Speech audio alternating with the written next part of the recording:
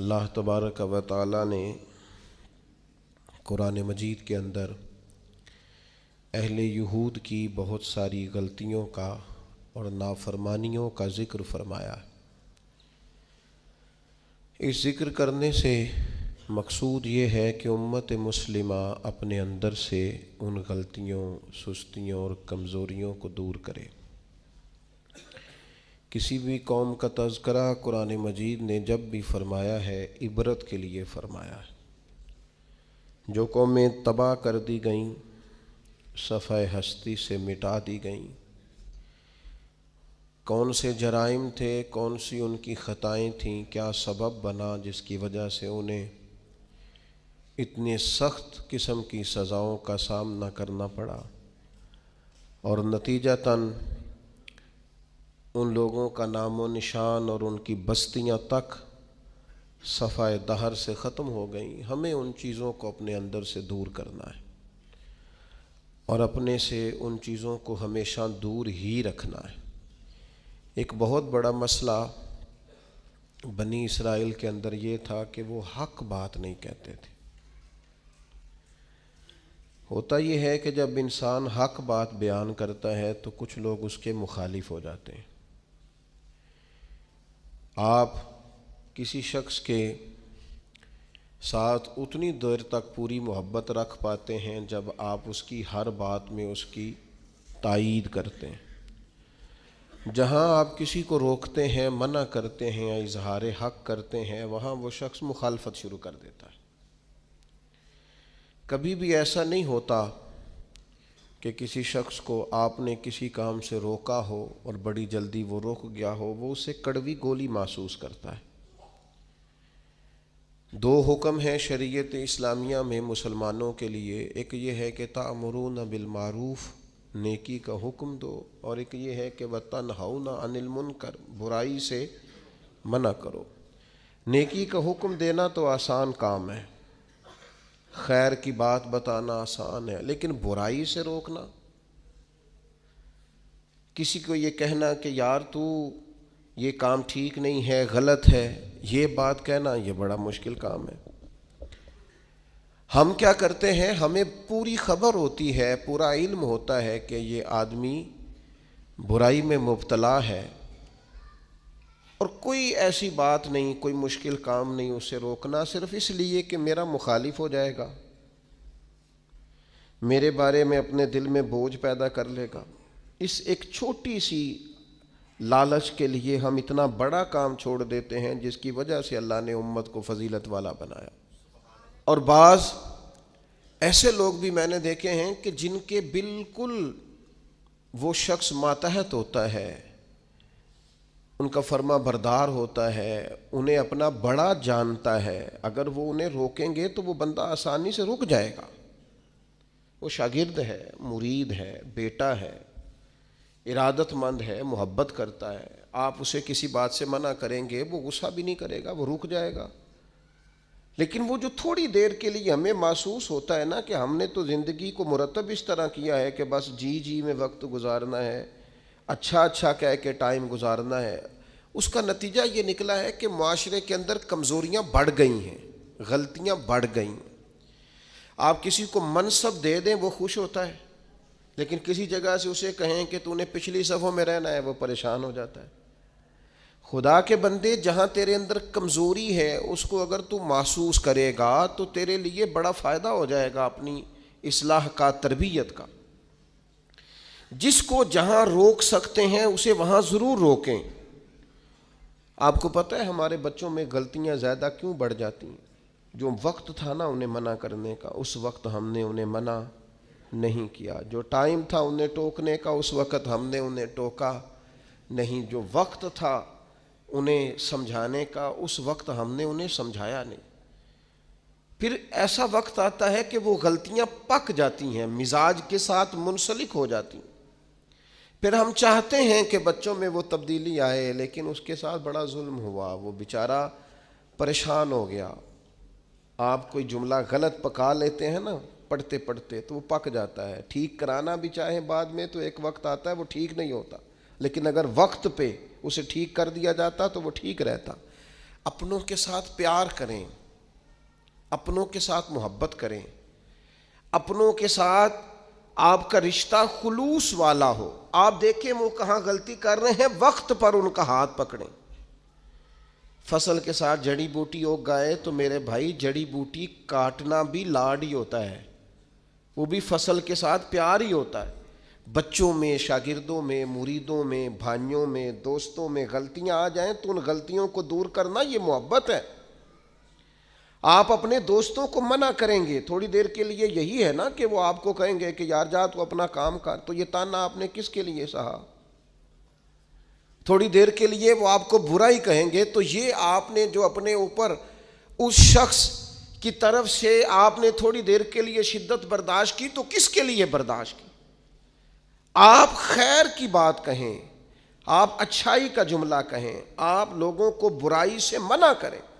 آپ کہیں ان سے کہ یہاں شہید ہو گئے حضرت سعید ابن مسیب جیسے لوگ، لیکن حجاج ظالم تھا تو انہوں نے ظالم کہا۔ بڑی مار کھائی امام احمد بن حنبل نے، ان کا پورا کرتا اور ان کا پورا لباس اور تہمت خون سے سارا بھر گیا، لیکن انہوں نے بادشاہ وقت کو کہا جو تو کہہ رہا ہے وہ ٹھیک نہیں ہے، تو غلط کہہ رہا ہے۔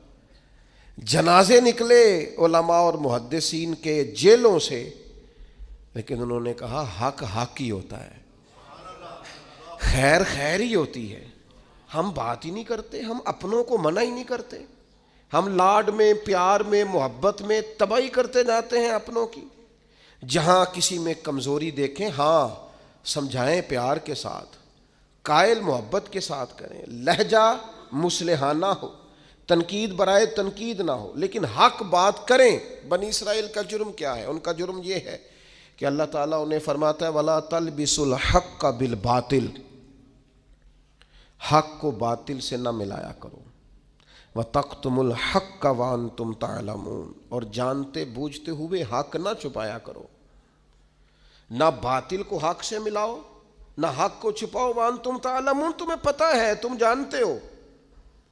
میرے نبی پاک صلی اللہ تعالیٰ علیہ وآلہ وسلم نے ارشاد فرمایا جب کسی سے کوئی بات پوچھی گئی اور وہ بات جانتا تھا، اسے علم تھا، وہ گواہی اس کے پاس موجود تھی، وہ شہادت اس کے پاس تھی، اس سے پوچھا گیا لیکن اس بندے نے چھپائی۔ یہ سنن ابو داؤد میں حدیث ہے۔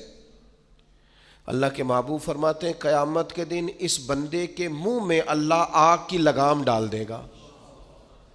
لو اب تیرے منہ میں لگام ڈال دی اور وہ بھی آگ کی، اب نہ بولنا، چونکہ جب حق بولنے کا ٹائم تھا تب تو نہیں بولا، جب تیری ضرورت تھی، جب تیرے کہنے سے مظلوم بچ سکتے تھے، جب تیرے بات کرنے سے ظالم پکڑے جا سکتے تھے، جب تیرے دو جملے کہنے سے کسی شخص کی زندگی بھر کی جمع پونجی بچ سکتی تھی، تو بولا نہیں، تو آج تو میدان محشر میں آیا ہے۔ تو میرے محبوب کہتے ہیں، حضور فرماتے ہیں رب اس کے منہ میں آگ کی لگام ڈالے گا۔ اقبال کہنے لگے اپنے بھی خفا مجھ سے ہیں اور بیگانے بھی ناخوش، کیوں؟ میں کہتا ہوں وہی بات سمجھتا ہوں جسے حق۔ یہ میری مجبوری ہے کہ میں نے ہمیشہ حق کہا ہے، تو اپنے بھی خفا مجھ سے ہیں اور بیگانے بھی ناخوش۔ سب جگہ پہ میں ملامتی ہوں، ہر شخص میرے بارے میں رائے دیتا ہے کہ بڑا سخت گیر آدمی ہے، بڑے مزاج کے اندر شدت پائی جاتی ہے، کیوں؟ کہ کہتا ہوں وہی بات سمجھتا ہوں جسے حق۔ گروپ بنے ہوئے ہیں، گروہ بندیاں ہو گئیں، کلمہ حق کہیں۔ یہودیوں نے جرم کیا کیا تھا؟ انہیں پتا تھا کہ نبی پاک اللہ کے رسول ہیں، اور کتنا پتا تھا؟ اللہ قرآن مجید میں ارشاد فرماتے ہیں یعرفونہ کما یعرفون ابناءہم، محبوب یہ آپ کو اس طرح جانتے ہیں جس طرح بندہ اپنے بیٹے کو پہچانتا ہے۔ یہ جو اہل کتاب ہے نا، یعرفونہ کما یعرفون ابناءہم، آپ کو اس طرح پہچانتے ہیں جس طرح بیٹوں کو پہچانتے ہیں۔ تو رات کے اندر انہوں نے آپ کی ساری خبریں پڑھ لی ہیں، ایک ایک نشانی جانتے ہیں۔ حضرت عبداللہ ابن سلام فرماتے ہیں اللہ کا قرآن اتنا سچا ہے، میں نے تورات پڑھی ہوئی ہے، میں مسلمان ہوا ہوں، میں تمہیں قسم اٹھا کے کہتا ہوں کہ جس طرح میں اپنے بیٹے کو پہچانتا ہوں نا، اس سے بڑھ کر مجھے تورات نے بتایا ہے کہ رسول رحمت اللہ کے سچے رسول ہیں۔ لیکن نہیں ماننا تو نہیں ماننا، اڑ جانا ہے تو اڑ جانا ہے۔ گروہ پرست ہو جاتے ہیں لوگ، حق پرست نہیں ہوتے۔ پارٹی کو سپورٹ کرتے ہیں، حق کو سپورٹ نہیں کرتے۔ اپنے گروپ کے حمایتی ہیں، حق کے حمایتی، برادری کے حمایتی ہیں، پر حق کے حمایتی نہیں ہیں۔ اپنی تنظیم کے، جماعت کے، اپنے آپ کے حمایتی ہیں، حق کے حمایتی۔ بندہ مومن گروہ پرست نہیں ہوتا، بندہ مومن حق پرست ہوتا ہے۔ وہ دیکھتا ہے حق کدھر ہے، وہ حق پرست۔ چھوڑ دیں یار، تھوڑی سی زندگی ہے، گروہ پرستی نہ کریں، اپنے آپ کے ساتھ جھوٹ نہ بولیں، اپنے آپ کو دھوکہ نہ دیں، لوگوں کی گڈ بک میں آنے کا شوق چھوڑ دیں، رب کی بارگاہ کے اندر، اپنے ضمیر کی عدالت کے اندر اپنے آپ کو رکھیں۔ خدا را ساری زندگی اپنی شخصیت کو اور اپنے کردار کے حسن کو چھپا کر نہ گزار دیں۔ ساری زندگی جو آپ کے اندر ایک مومن بیٹھا ہے، اس مومن کو سلا کے وقت کیوں گزارتے ہو؟ وہ اندر جو نبی پاک کا غلام بیٹھا ہے، جس نے اپنے کریم سے سیکھا ہے کہ سارا زمانہ بھی مخالف ہو تو بات وہی کرنی ہے جو حق اور سچ ہے، اس مومن کو کیوں سلاتے ہو؟ اسے تھپکی کیوں دیتے ہو؟ بچے ہمارے جذبہ رکھتے ہیں حق کا، شوق رکھتے ہیں حق کا، مزاج رکھتے ہیں حق بینی کا، ان کی طبیعت میں ولولہ ہے، جوش ہے۔ ہم انہیں مداحنت سکھاتے ہیں، ہم ان کہتے ہیں نہ بیٹا گراؤنڈ ریالٹی دیکھو، نہ میرا بیٹا تم نہ بات کرنا، نہ ہمارا کیا لینا دینا، کاروبار ٹھیک چل رہا ہے، دکان ٹھیک چل رہی ہے، ادارہ ٹھیک چل رہا ہے، خبردار۔ اس کا نقصان یہ ہوا ہے کہ ظلم اور جبر کے ڈیرے عام ہیں۔ جب آپ کو حق سمجھ میں آ جائے پھر دیر نہ کرنا، ورنہ دیر ہو جائے گی، پھر دیر نہ کرنا، پھر اندھیرا ہو جائے گا، پھر دیر نہ کرنا۔ اگر حق کو حق نہ مانو گے، نہ کہو گے، تو پھر اچانک باطل کو ہی لوگ حق سمجھنے لگ جائیں گے۔ پھر تم محسوس کرو گے کہ بہت سارے لوگ ایسے ہوں گے جو اندھیرے میں اٹھیں گے، اندھیرے میں چلیں گے، اندھیرے میں گر جائیں گے، اور اندھیرے میں کوئی ان کا ہاتھ پکڑنے والا نہیں ہوگا۔ اب تو جھوٹ اتنا بولا جاتا ہے کہ لوگ سچ بولنے والے کو اجنبی سمجھتے ہیں۔ اب تو ریاکاری اتنی کی جاتی ہے کہ اخلاص والا بندہ انوکھا محسوس ہوتا ہے۔ اب تو دھوکہ اتنا عام ہے کہ خالص چیز بیچ دی جائے تو لوگوں کے لیے ہضم کرنا مشکل ہو جاتا ہے۔ خدا را بندہ مومن کی یہ شان نہیں ہے۔ آپ نے ناراض نہیں ہونا، لوگ فتویٰ لینے آتے ہیں، فیصلہ کرانے آتے ہیں، لیکن وہ یہ نہیں کہتے کہ جو میرٹ ہے وہ کر دیں۔ وہ کہتے ہیں جو میں آپ کو کہہ رہا ہوں نا وہ ٹھیک ہے۔ وہ مسئلہ پوچھنے آتے ہیں تو کہتے ہیں جی وہ جگہ اس طرح ہو جائے تو پھر دین یہ بھی تو کہتا ہے نا، پھر اس طرح ہو جائے تو اسلام کا یہ حکم بھی تو ہے نا، اسلام یہ والے حقوق بھی تو بیان کرتا ہے نا۔ تو اب اس نے یہ کہا تھا تو میں جواب میں یوں نہ کرتا، اس نے پھر یہ بات کی تھی تو میرا یہ نہیں بنتا تھا۔ تو میں بہت سارے دوستوں سے خوش طبعی کرتا ہوں، میں کہتا ہوں پھر آپ لکھ دیں بھلا میں نے کیا کہنا ہے، آپ مجھے لکھ کے دے دیں، میں وہ بول دیتا ہوں، اس لیے کہ ساری بات کا تو آپ کو پتہ ہے، آپ تو سب علم رکھتے ہیں، اور آپ تو مجھے اپنی رائے اس طرح سے دے رہے ہیں کہ جس طرح میں وہی کہہ دوں جو آپ، تو پھر آپ کو آنا ہی نہیں چاہیے تھا، گھر میں فیصلہ کر لیتے۔ خدا کے بندے اپنے آپ پر فیصلے نہ کرو، اپنے آپ کو قانون کے حوالے کرو، پروٹوکول سے نکل آؤ۔ میں اور آپ اس رسول کے ماننے والے ہیں جس کریم محبوب نے وصال ظاہری سے پہلے منبر پر بیٹھ کر صحابہ سے کہا تھا میرا ارادہ ہو گیا ہے لوٹ جانے کا، میری طرف سے کسی کو تکلیف پہنچی ہو تو میں حاضر ہوں۔ آنا ذرا ایک ایک کر کے ہم بھی 2 منٹ کے لیے بہو سے پوچھ نہ لیں، داماد سے پوچھ نہ لیں، جس بیوی نے ساری زندگی کوڑے کے نیچے وقت گزارا ہے اس سے پوچھ نہ لیں کہ تو میری طرف سے راضی ہے کہ ناراض ہے، پڑوسیوں سے 1-2 دفعہ بات کر نہ لیں۔ ایک صحابی اگر میدان بدر کے اندر عرض کرتے ہیں کہ یا رسول اللہ آپ نے صفیں سیدھی کراتے وقت مجھے تیر چبھویا ہے، حضور تو معصوم عن الخطا ہے، محبوب کے لیے تو یہ تصور کرنا جرم ہے لیکن ہماری تعلیم کے لیے وہ صحابی کیا کہتے ہیں؟ حضور مجھے تیر چبھویا ہے، تو محبوب کیا فرماتے ہیں؟ مجھے استثناء حاصل ہے، وزیر اعظم پر، گورنر صاحب پر اور صدر پر پرچہ ہی نہیں ہو سکتا، میں چونکہ فلاں عہدہ رکھتا ہوں لہذا میرے ساتھ کیسے تو نے بات کر لی؟ یہ میرے رسول کا دیا ہوا طریقہ ہے۔ محبوب کریم نے گویا اپنے لفظوں میں بات کر رہا ہوں، حضور نے جو قانون بنایا تھا محبوب نے خود اپنے آپ کو اس قانون کے حوالے کیا، فرمایا آ جا میں کرتا ہٹاتا ہوں تو بدلہ لے لے، نا آؤ نا 2 منٹ کے لیے اپنے آپ کو کٹہروں میں کھڑا کرو نا، آؤ جس جگہ پہ بیٹھ کے 25-30 سال سرکاری نوکری کی ہے، آؤ نا اپنے آپ کو کٹہرے میں کھڑا کرو، اپنی عدالت میں اپنے آپ کو پیش کرو۔ نوکری کی ہے کہ تعلقات نبھائے ہیں، سرکاری نوکری کی ہے کہ افسروں کو راضی کیا ہے۔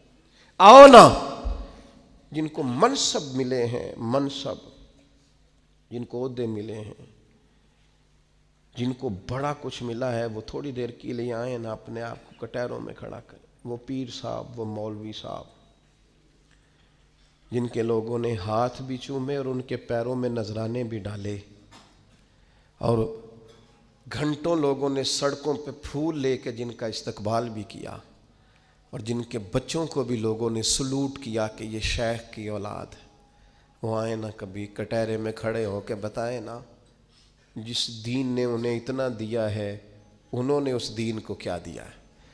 وہ اپنی عدالت میں خود پیش ہوں، وہ بتائیں کہ تم بتاؤ نا، تمہارے ارد گرد والے بہت سارے لوگ وہ بھی ہیں جو چھابڑی لے کے سودا بیچنے جاتے ہیں، تمہارے ساتھ اٹھنے بیٹھنے والے وہ بھی ہیں جو 30-40 ہزار کی نوکری کرتے ہیں، خس خس جنہ قدر نہ میرا تے صاحب نو وڈیائیاں، میں تے گلیاں دا روڑا کوڑا تے محل چڑھایا سائیاں، تو دے نہ جواب دے۔ لیکن حق بات کی ضرورت ہی نہیں، مزاج ہی نہیں، طے کر لیا ہے کہ حق نہیں کہنا، صرف گروپ بندی کرنی ہے، صرف مزاج یہ بنا لیا ہے کہ میں کسی کو ناراض نہیں کرنا چاہتا، ہو جائے ساری دنیا ناراض ہوتی ہے، بس یہ سوچ کے رات سو جانا سارے ناراض ہو جائیں تو کام چل جائے گا، کہیں اللہ رسول نہ ناراض ہو جائے، یہ سوچ کے سویا کرو۔ ہمارا حضرت صفیہ رضی اللہ تعالی عنہ ام المومنین ہے، آپ کا چونکہ ایک یہودیوں کی فیملی سے تعلق تھا، فرماتے ہیں میرے والد اور میرے چچا مجھ سے بڑا پیار کرتے تھے، میری طرف بڑی توجہ رکھتے تھے، تو میں جس دن حضور مسجد قباء کے قریب تشریف لائے تو میرے چچا اور والد حضور سے مل کے آئے، تو ان کی کیفیت اتنی بدلی ہوئی تھی، انداز اتنا بدلا ہوا تھا کہ میں ان سے ملنے گئی تو انہوں نے توجہ ہی نہیں کی، میں دروازے تک ان کے استقبال کو گئی، انہوں نے توجہ کوئی نہیں کی، بڑے عجیب سے پریشان تھے۔ پانی پوچھا تو انہوں نے اس پر بھی کوئی بات نہ کی، ایک دوسرے سے وہ کلام کرنے لگے والد اور چچا، تو میرے چچا والد سے پوچھتے ہیں کہ وہ جو تورات میں ہم نے نشانیاں پڑھی تھی یہ وہی نبی ہیں؟ تو میرے والد کہنے لگے حرف حرف سچا ہے، یہ وہی پیغمبر ہے۔ تو میرے چچا کہنے لگے پھر خیال کیا ہے آپ کا، کرنا کیا ہے؟ تو کہنے لگے میں جب تک زندہ رہوں گا معاذ اللہ ان کی مخالفت کرتا رہوں گا۔ حق پہنچ گیا ہے، اطلاع آ گئی ہے، انشراح صدر ہو گیا ہے، دل گواہی دے رہا ہے سچے رسول۔ حضرت صفیہ رضی اللہ تعالیٰ عنہ ام المومنین فرماتی ہیں کہنے لگے یہ وہی رسول ہیں، ایک ایک بات سچی ہے، ایک ایک حرف سچا ہے، ایک ایک قول سچا ہے، ان کی تو ادائیں بھی وہی ہیں جو تورات زبور انجیل میں لکھی ہیں، لیکن میں ساری زندگی مخالفت کروں گا۔ ہم نے غور کرنا ہے یہودیوں والی یہ عادت کہیں مسلمانوں میں تو سرایت نہیں کر گئی، جس کا ہمیں پورا پتہ چل جاتا ہے یہ حق ہے ہم اس کے بھی مخالف ہیں، جس کی بات کے بارے میں انشراح صدر ہو جاتا ہے، دل گواہی دیتا ہے کہ بات بالکل ٹھیک ہے، اس کو بھی قبول نہیں کرتے۔ تو اہل یہود کا طریقہ ہے، مسلمانوں میں کیسے آ گیا؟ یہ کب ہوتا ہے؟ یہ کیوں ہوتا ہے؟ کیا چیز وجہ بنتی ہے کہ جب انسان اس طرح کا رویہ اختیار کرتا ہے؟ تو قرآن مجید نے اسے بھی بیان کیا، فرمایا اَرَأَيْتَ مَنِ اتَّخَذَ إِلَٰهَهُ هَوَاهُ، کیا آپ نے اس شخص کو دیکھا ہے جس نے اپنے نفس کی خواہش کو ہی اپنا خدا بنا لیا؟ اَرَأَيْتَ، کیا آپ نے دیکھا ہے من اتخذ الہہ ہواہ، اس شخص کو دیکھا ہے جس نے خواہش نفس کو ہی خدا مان لیا؟ نبی پاک صلی اللہ تعالی علیہ وسلم نے ارشاد فرمایا آسمان کے سائے کے نیچے اللہ کے سوا پوجے جانے والے معبودوں میں سے سب سے سنگین اللہ کے نزدیک وہ معبود ہے جو لوگ اپنے نفس کی خواہش کو معبود بنا کے پوجتے ہیں۔ رب کہتا ہے انہوں نے اللہ کے مقابلے میں معبود بنا لیا۔ کس کو؟ نفس کی خواہش کو۔ ایک طرف اللہ کا حکم ہے، ایک طرف نفس کی خواہش ہے، چلتے کس طرف ہیں؟ رب کہتے ہیں انہوں نے نفس کی خواہش کو اپنا معبود بنا لیا، اللہ کا حکم نہیں مانتے۔ میں آپ سے ایک بات پوچھتا ہوں، جنازے کو بھی نماز ہی کہتے ہو نا؟ اس کا پورا نام کیا ہے؟ وہ بھی نماز ہے، اور فجر والی بھی نماز ہے۔ کتنا دوڑ رہا ہے بندہ، محلے کا ایک علاقے کا ایک بااثر آدمی انتقال کر گیا، دوڑ رہا ہے، چھٹی لی ہے، بھاگا آیا ہے، جلدی سے وضو کیا ہے، جنازہ پڑھنا ہے۔ لمبا چوڑا رش ہو گیا، صفیں گنی نہیں جا رہی، سر گنے نہیں جا رہے۔ یہ کس لیے آئے؟ کہتے ہیں نماز پڑھنے ہیں جنازے کی۔ اگر تو آئے ہو نماز پڑھنے تو فجر بھی نماز ہی ہے، ظہر بھی نماز ہے، عصر بھی نماز ہے، مغرب عشاء بھی۔ اگر تو نماز پڑھنے آئے ہو تو بتاؤ یہ والی چھٹی تم نے 5 نمازوں میں کیوں نہیں لی؟ اگر تو آئے ہو نماز پڑھنے تو پھر بتلاؤ یہ والا اہتمام فجر میں کیوں نہیں ہوا؟ یہ تم نماز پڑھنے نہیں آئے، یہ ہم اللہ کے حضور حاضری دینے نہیں آئے۔ یہ وہ جو سیاسی رکھ رکھاؤ ہے، یہ جو ذاتی یہ نفس کی عبادت ہے، یہ اللہ کی عبادت نہیں ہے، یہ خواہش نفس کی تکمیل ہے۔ یہ رب کی عبادت، یہ تو اپنے خواہش کے پیچھے دوڑے آئے ہو۔ مجھے بتلاؤ نا۔ وہ ایک شاعر تھے، انہوں نے بات تو بڑی غلط کی، لیکن چلو بعض اوقات نصیحت کے لیے کچھ باتوں کو دہرا دینا چاہیے۔ پاکستان کے ایک معروف شاعر تھے، ان سے کسی نے کہا کہ آپ مسلمان ہیں؟ کہنے لگا آدھا مسلمان ہوں آدھا کافر ہوں۔ اور کس طرح؟ کہنے لگا اسلام کے اندر خنزیر بھی حرام ہے اور شراب بھی حرام ہے، لیکن میں خنزیر نہیں کھاتا، شراب پی لیتا ہوں، معاذ اللہ ثم معاذ۔ کہنے لگا خنزیر سے مجھے نفرت ہے، شراب میں چھپ کے کہیں کونے میں جا کے پیتا ہوں، تو آدھا مسلمان ہوا نا۔ کہ اگر تو میں دین کا حکم سمجھ کے نفرت کروں تو پھر جتنی خنزیر سے کروں اتنی شراب سے بھی کروں۔ تو کسی نے اس پر تنقید کرنی چاہی تو اس نے کہا ٹھہر جا ذرا سن، جس طرح شراب حرام ہے، جس طرح جوا حرام ہے، جس طرح خنزیر حرام ہے، ملاوٹ بھی تو اسی طرح ہی حرام ہے، حرام مال بھی تو اسی طرح ہی حرام ہے۔ یہ کیسی تمہارے نفس کی خواہش ہے کہ خنزیر نہیں کھاتے؟ کہتے ہیں کہ کسی علاقے میں ایک آفیسر تھا، تو وہ سب حرام مال اکٹھا کرتا تھا، تو کوئی کسی کی ضرورت ہی نہیں تھی اس سے بات کرنے کی۔ تو ایک بوڑھی اماں تھی، وہ بڑی حق بات کہنے کا مزاج رکھتی تھی، تو ان کی مرغی مر گئی، تو اس کے گلے پہ چھری چلا کے نا تو اس آفیسر کے گھر دے آئیں دیسی مرغی۔ تو وہ شام کو شکریہ ادا کرنے آ گیا، کہنے لگا اماں کمال کر دیا، دیسی مرغی تو کوئی کسی کو دیتا ہی نہیں۔ کہنے لگی بیٹے نہیں، کمال والی بات نہیں، مر گئی تھی۔ تو وہ ناراض ہو گیا، کہنے لگا مر گئی تھی تو میرے گھر کیوں دے دی؟ کہنے لگی سارا محلہ جانتا ہے تو سارا حرام کھاتا ہے۔ تو میں نے کہا یہ کروڑوں حرام کھا گیا تو کوئی مشکل نہیں، تو ایک مرغی سے کیا تکلیف دے گی؟ تو وہ اللہ نے اس کے دل میں بات ڈالی، اس کو اثر ہوا، وہ رونے لگا، کہنے لگا بات تو ٹھیک کر رہی ہے، کروڑوں روپیہ حرام کا آئے تو وہ چونکہ نفس پسند کر رہا ہے تو وہ ٹھیک ہے، اور ایک مرغی صرف چھری نہیں چل سکی، مر گئی، تو اس سے الٹی آ رہی ہے، کہہ رہی ہے کیا مطلب ہے اس کا؟ وہ ہمارے ایک دوست ہیں، وہ کہتے ہیں ہمارے زمانے میں لوگ اس طرح کے پرہیزگار ہیں کہ ایک شخص کو ایک نیا جوتا مل گیا کہیں گرا ہوا، اس نے اس کا مالک ڈھونڈنا شروع کیا، کسی کا نیا جوتا گر گیا ہے سڑک پہ تو ڈھونڈتا رہا، ایک پیر تھا، ڈھونڈتا رہا، وہ کس کا ہے بھائی کس کا ہے؟ تھوڑی دیر آگے جا کے اسے اس کا دوسرا پیر بھی مل گیا، پھر اس نے مالک ڈھونڈنا چھوڑ دیا۔ پہلے وہ نیک تھا کیونکہ ایک جوتا تھا نا، پہن نہیں سکتا تھا، جیسے ہی اسے اتنی تکلیف کی بات ہے امت مسلمہ میں، نفس کی خواہش کو خدا بنا لیا، جو تیری طبیعت میں آئے ویسے ماں باپ کو تو وقت نہیں دے سکا، ویسے اگر تجھے کہا جائے کہ ماں باپ کی طرف سے کسی یتیم بچے کا خرچہ اٹھا لے، وہ تو نہیں اٹھا سکتا۔ تیرے ماں باپ چلے گئے، ان کی وجہ سے تو کسی غریب بہن بھائی سے تعاون کر تاکہ ماں باپ خوش ہوں، احسان ثواب، وہ تو نہیں کر سکتا۔ دیکھیں چیلم پہ 50 پکیں گی، جو کہ پتہ چلے نا برادری کو کہ جناب نے چیلم کیا۔ یہ نفس کی خواہش کو خدا بنا لی۔ سیاسی افطاریاں ہو رہی ہیں، کسی کی نیت پر شک نہیں، اچھی نیت سے لوگ افطاری کراتے ہوں گے، لیکن وہ گھروں کا بھی تو ہمیں پتہ ہے نا کہ جہاں لوگ آٹا بھی اس لیے تھوڑا پکاتے ہیں کہ کل بھی اس کی ضرورت ہے۔ وہ محلے کے گھر نظر نہیں آتے؟ افطاری کے لیے ایک سجن بلایا جو پہلے کروڑ پتی، اور بلایا کہاں سے؟ لاہور سے، اسلام آباد سے، فیصل آباد، تو جو تیرے ارد گرد تھے۔ نفس کی خواہش کو خدا بنا لیا ہے۔ بندہ مومن کی یہ شان نہیں ہے۔ جب ہم اللہ تعالیٰ کی عبادت کریں گے، آپ کو پتہ ہے انبیاء کرام علیہ السلام کو لوگوں نے کیوں شہید کر دیا؟ انبیاء کرام کی لوگوں نے کیوں نافرمانی کی؟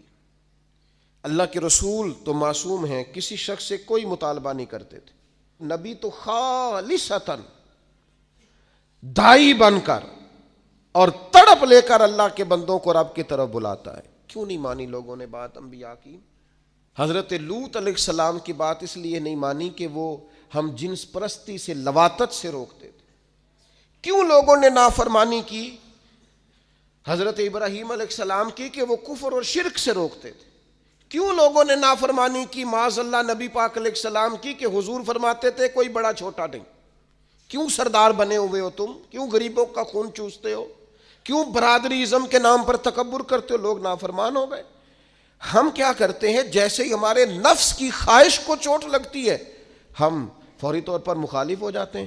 میں نے تو چونکہ چھوٹا سا میرا تجربہ ہے، بہت ساری باتیں تو میں کرنا بھی نہیں چاہتا، میں نے تو دیکھا ہے مرید، شاگرد، عقیدت مند، پیار کرنے والا، اس نے بھی ایک دائرہ بنایا ہوا ہے۔ وہ کہتا ہے کہ مجھے حکم تو دیا جائے، کسی چیز سے روکا نہ جائے۔